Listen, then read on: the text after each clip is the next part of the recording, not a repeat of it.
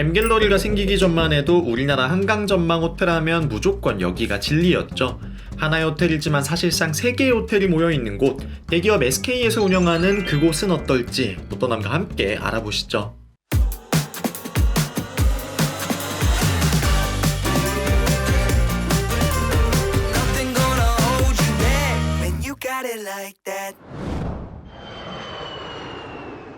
안녕하세요. 또또남 남자 또떠남입니다. 1963년 당시 우리나라에 마땅한 리조트가 없어 주한미군이 일본으로 휴가를 가는 경우가 많았는데요. 그것을 막기 위해 정부 주도하에 서울 광장동 아차산 자락에 국내 최초 리조트 워커힐 호텔이 건설되게 됩니다. 초기에 주한미군을 위한 시설로 지어진 만큼 호텔 이름은 한국전쟁의 영웅이자 초대 미 8군 사령관이었던 월터 H. 워커의 이름을 따서 짓게 되죠.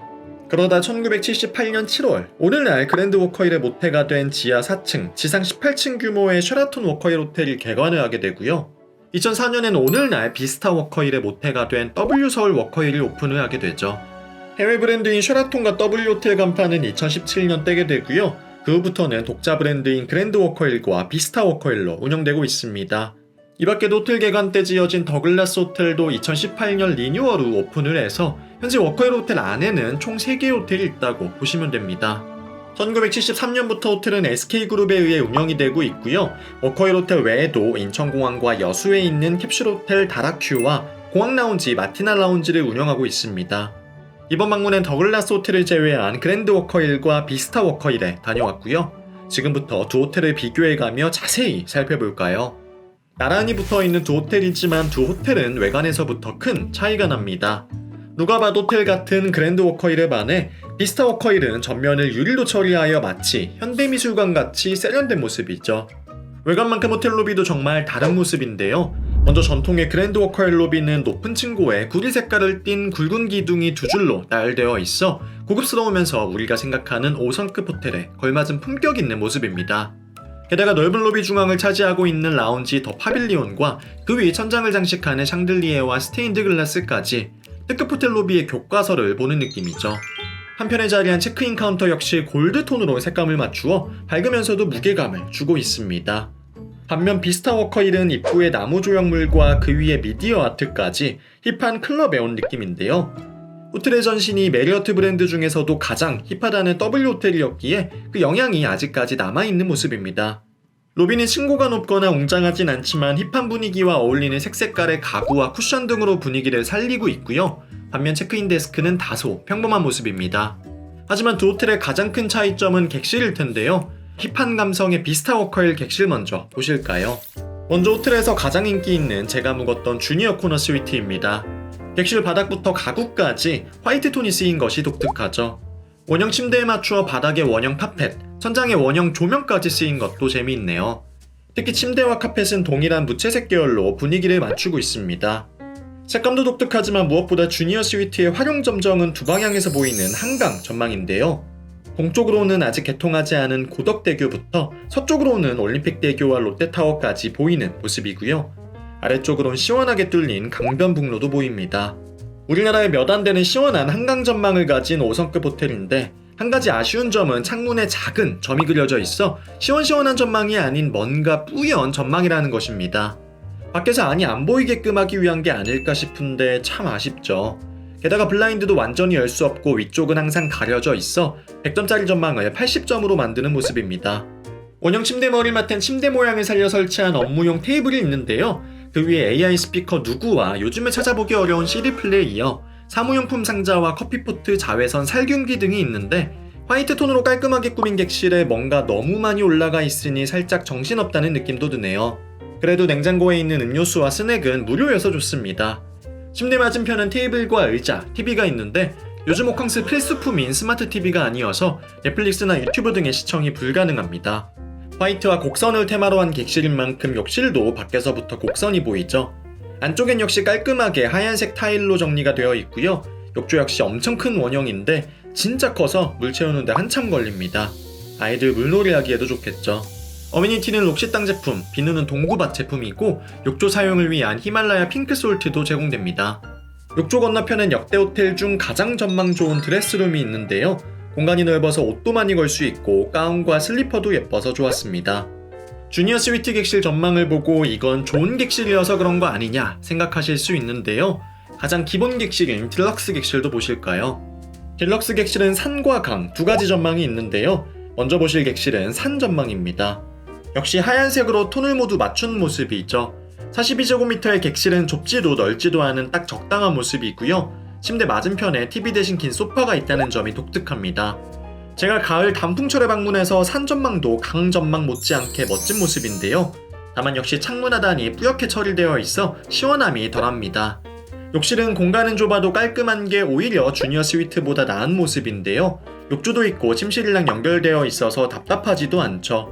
딜럭스 강전망 역시 구조는 산전망과 동일하지만 정면에서 한강을 바라보고 있는 명품 한강전망을 가지고 있습니다. 이외에 비스타 워커힐의 스위트도 보실까요? 스튜디오 스위트는 아차산 전망을 가장 여유있게 볼 수 있는 객실 중 하나인데요. 70제곱미터의 넓이로 주니어 스위트보다 훨씬 공간감이 있죠. 욕실은 세면대도 두 칸이고 아차산이 보인다는 점도 특별합니다. 물론 커튼을 쳐서 가릴 수 있으니 걱정 마시고요.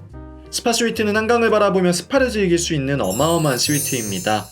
유독 스파 스위트만 바닥도 회색이고 스파를 즐길 욕조도 짙은 어두운 색이죠. 스파가 있는 공간에 세면대와 샤워부스, 화장실이 오픈되어 위치하고요. 벽으로 분리된 안쪽에 거실과 침실이 있습니다. 충분히 넓은 거실에서도 탁 트인 한강 전망 감상이 가능하죠. 다만 침실은 안쪽에 위치해 별도 창문이 없다는 단점이 있습니다. 마지막으로 코너 스위트는 주니어 스위트의 업그레이드판 객실인데요. 코너에 위치한 것은 똑같지만 객실 크기는 2배에 가깝습니다. 객실이 넓은 만큼 더 많은 창문을 가지고 있어 전망은 지금까지의 객실 중 최고의 모습이죠. 주니어 스위트에 비해 널찍한 거실 공간, 앞쪽에 식탁이 있는 공간이 추가로 있다고 생각하시면 됩니다. 하얗고 탁 트인 비스타 워커힐 객실을 보셨으니 이제 전통의 그랜드 워커힐 객실 보실까요? 그랜드 워커힐의 가장 기본 객실인 스탠다드 객실은 전망이 없고요. 딜럭스 객실부터 한강 또는 아차산 전망을 가지고 있습니다. 그 중에서도 딜럭스와 클럽 딜럭스는 완전히 같은 객실이지만 클럽 딜럭스는 상층부에 위치하고 있으며 클럽 라운지 이용이 가능한데요. 제가 묵었던 클럽 딜럭스 한강 전망 객실 보실까요? 객실은 30제곱미터로 일반 5성급 호텔 기본 객실 대비 작은 모습입니다. 창문을 바라보며 중앙에 침대가 있는 구조를 보니 서울시청역에 있는 더플라자의 딜럭스 객실이 생각나기도 하죠. 둘 다 지은 지 오래된 호텔로 구조적인 한계가 있는 것 같습니다. 다만 그랜드 워커힐의 딜럭스 객실은 디자인에 무리수를 두지 않아 편안한 느낌이 드네요. 헤링본 무늬의 벽면 덕분에 나무로 지은 산장이 있는 것 같은 느낌도 들고요. 옆쪽 벽을 파서 심플하지만 변형을 줬다는 점, 과하지 않으면서도 감각 있는 조명을 쓴 점에서 가진 조건 속에서 최선을 다했다는 느낌입니다. 방은 좁지만 한강 전망만큼은 역시 탁월한데요. 다만 그랜드 워커힐은 비스타 워커힐에 비해 한강과 거리가 멀기도 하고 중간에 건물이 가로막고 있어 비스타 워커힐보다는 조금 아쉬운 모습이죠. 대신 전망을 가로막는 점 같은 건 없습니다. TV는 전망을 가리지 않기 위해 벽 위쪽에 달려 있고요. 욕실도 역시 작기 때문에 공간이 분리되어 있지 않고 욕조 안에서 샤워를 하는 형태입니다. 어메니티는 미국 드럭스토어 브랜드인 코비글로우의 제품과 동구밥 비누가 제공되네요. 클럽 딜럭스 역시 냉장고에 들어있는 음료와 스낵은 무료 이용이 가능합니다. 그랜드 워커힐에 묵으면서 좁지 않은 객실을 원하신다면 무조건 스위트로 가셔야 하는데요. 거실과 침실이 분리된 딜럭스 스위트, 가족 단위 투숙객에게 적합한 침대 2개가 들어가 있는 패밀리 딜럭스 스위트 등이 있고요. 컨셉과 디자인이 깔끔해서 마음에 들었던 비건 스위트는 함께 자세히 보실까요? 비건 스위트의 비건은 채식주의를 뜻하는 우리가 아는 그 비건이 맞습니다. 실제 객실은 동물성 제품을 배제하고 환경을 파괴하는 요소를 최소화하여 꾸며졌다고 하는데요. 객실 내에서 찾아보기 어려운 푸릇푸릇한 식물, 그리고 은은하게 녹색이 섞인 카펫과 가구, 벽면이 참 고급스러운 모습이죠. 객실 안쪽에 있는 사이클을 타면 실제 객실 불을 밝히는 전기로 쓰인다고 하니 운동도 할 겸 타보시는 것도 좋겠네요. 그랜드 워커힐 자체가 비스타 워커힐보다 안쪽에 있기 때문에 주차장이 보이는 단점이 있긴 하지만 아름다운 단풍을 감상하기에 좋았습니다. 110제곱미터의 호텔에서 세 번째로 좋은 로열 스위트인데요. 확실히 그랜드 워커힐의 스위트는 딜럭스 객실과 달리 쓰인 색감의 톤이나 가구의 질감이 상당히 고급스럽죠. 현대적인 느낌보다는 진중하면서 품격 있는 스타일 좋아하신다면 오히려 비스타 워커힐보다 그랜드 워커힐의 스위트 객실이 더 적합할 것 같습니다. 그렇지만 우리가 주로 이용할 기본 딜럭스 객실을 보고 분명 그랜드 워커힐의 아쉬움을 느끼는 분 많으실 텐데요. 저도 마찬가지고요. 하지만 그랜드 워커힐을 가진 한 방이 있으니 바로 클럽 라운지인 그랜드 클럽입니다. 클럽 이용을 포함한 객실을 예약하면 이용 가능한 15층의 그랜드 클럽은 높은 층고와 양쪽 면을 가득 채운 통창 덕분에 전망 좋은 고급 레스토랑에 온 느낌입니다. 호텔에서 한강 전망과 아차산 전망을 가장 아름답게 즐길 수 있는 공간이 있죠. 연휴 라운지와 같이 티타임, 해피아워, 다음날 조식까지 이곳에서 제공되는데요. 티타임엔 간단한 쿠키 몇 종류와 과일, 샌드위치, 그리고 커피가 제공됐습니다. 좀 놀란 게 해피아워 때 제공되는 음식 수준이 굉장히 높았습니다. 양장피, 족발무침, 망고새우, 닭날개구이, 미트볼에 과일과 케이크, 디저트도 각 3종류씩 나오고 샐러드 코너에 치즈와 하몽까지. 이 정도면 라운지 음식만 따졌을 때 서울 시내 5손가락 안에 들지 싶네요. 조식도 빵 종류도 다양하고 아침에 먹으면 좋을 샐러드나 햄, 연어 등도 맛있어서 메인 조식 뷔페만큼은 아니지만 절대 아쉽지 않게 잘 먹었습니다. 사실 룸에서 실망한 점수를 라운지에서 다 회복했다고 할까요? 공간도 훌륭하고 음식 구성과 수준도 훌륭한, 먹캉스 하고 싶으면 꼭 추천드릴 만한 호텔이 아닌가 싶네요. 반면 비스타 워커힐에는 클럽 라운지가 없는 대신 비장의 무기가 있습니다. 바로 스카이야드인데요. 세계적인 플랜트 헌터 니시아타 세이준과 협업을 한 스카이야드는 한강이 보이는 야외 공간을 다양한 식물과 선베드 등으로 꾸며놓았으며 무엇보다 강멍 때리며 조격이 가능한 조격탕이 압권입니다. 비스타 워커힐 투숙객은 누구나 무료로 이용이 가능하고 그랜드 워커힐 투숙객은 클럽 스위트 이상 객실의 투숙객만 무료 이용이 가능하죠. 그렇다면 두 호텔 모두 각각 운영하고 있는 수영장과 피트니스는 어떨까요? 그랜드 워커힐의 수영장과 피트니스는 지하 2층에 위치하기 때문에 전망이 없습니다. 수영장은 벽돌로 꾸며진 기둥이나 천장의 격자무늬 거울까지 투박하지 않고 그랜드 워커힐답게 고급스러운 느낌이고요. 깊이는 1.2m에서 점점 깊어져 1.4m까지 되어 수영하기에도 좋습니다. 한쪽에는 얕은 유아용 풀도 있죠. 피트니스엔 테크노짐 기구가 설치되어 있지만 아무래도 공간이 크지 않고 그렇다고 예쁘지도 않아서 좀 아쉽죠. 반면 비스타 워커힐의 수영장은 높은 천장과 통유리로 탁 트인 한강 전망을 볼 수 있는데요. 새벽에 찍어서 바깥 경치가 담기지는 않았지만 확실히 사진 찍기에도 좋고 감성도 충만한 수영장입니다. 피트니스 역시 공간도 넓고 기구도 다양한 데다 전망까지 있어 괜찮네요. 이외 두 호텔 어디에 투숙하든 이용이 가능한 부대 시설이 있는데요. 그랜드 워커힐 2층에 있는 워커힐 라이브러리엔 국내외 도서 3,000여 권이 마련되어 있어 독서 즐기기에 좋고요. 아이들이 좋아할 만한 야외 포레스트 파크에서는 캠핑을 온 것과 같이 야외 활동을 즐길 수 있습니다. 또한 하절기 운영하는 야외 수영장 리버파크는 국제 규격의 메인풀로 서울 시내 몇 안 되는 대형 야외 수영장이죠. 사전 예약을 통해 이용할 수 있는 테니스 코트도 있습니다. 마지막으로 조식 및 식음업장 살펴보실까요? 그랜드 워커힐, 비스타 워커힐 어느 곳에 투숙하든 조식은 그랜드 워커힐 2층에 위치한 더 뷔페에서 먹게 됩니다. 주말이나 투숙객이 많을 때에는 비스타 워커힐의 1층 델비노에서도 조식이 제공되는데 어차피 음식은 똑같은데 전망은 델비노가 나으니 델비노 이용하시는 게 낫겠죠. 조식은 훌륭합니다. 다양한 식음업장을 운영하는 워커힐인 만큼 식음에 있어서는 라운지부터 조식까지 훌륭하다는 생각이네요. 더 뷔페는 창가 좌석이 있지만 딱히 전망이 의미 있지는 않으니 일부러 자리 맡으려고 빨리 가실 필요는 없을 것 같습니다. 이외 호텔에서 가장 유명한 식음업장은 피자 힐입니다.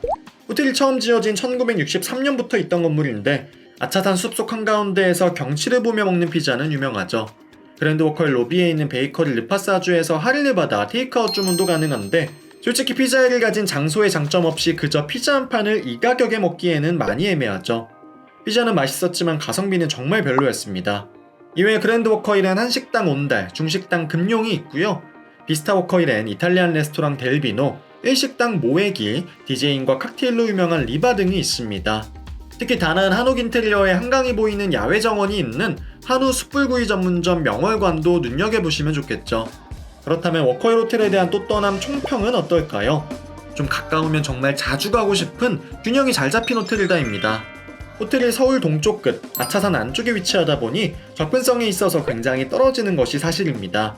셔틀이 있긴 하지만 대중교통으로 이용하기에도 상당히 불편하죠. 서울 시내에서 호캉스 하는데 차 끌고 한참을 가야 된다는 것 자체가 다소 부담이 되는 일입니다. 하지만 서울 시내에서 멀다는 점은 장점이 되기도 하는데요. 시내에서 거리가 먼 만큼 아차산 산속에 어마어마한 부지를 차지하고 있어 같은 서울이지만 공기도 좋고 멀리 교외에 나온 느낌을 주기 때문이죠. 세계 호텔이 위치한 만큼 조깅이나 산책을 하기에도 충분한 코스가 여기저기 있어 도시를 벗어나 힐링을 하고 싶은데 멀리까지 갈 여유가 없는 분들께 굉장히 좋은 호텔입니다. 호텔 자체만을 평가하자면 비스타 워커힐의 경우 확실한 강과 산 전망을 가지고 있고요. 현대적인 감성이기에 젊은 분들께 적합한 호텔입니다. 다만 객실 인테리어가 다소 유행이 지난 느낌이 있습니다. 확실히 그 시대에 유행을 쫓다 보면 시간이 지나면서 어색하고 오히려 촌스럽게 느껴질 수 있는 것 같네요. 수영장과 피트니스는 물론이고 비스타 워커힐만 가지고 있는 스카이야드도 특별해 부대 시설 이용 중시하는 분들께도 추천드리는 호텔입니다.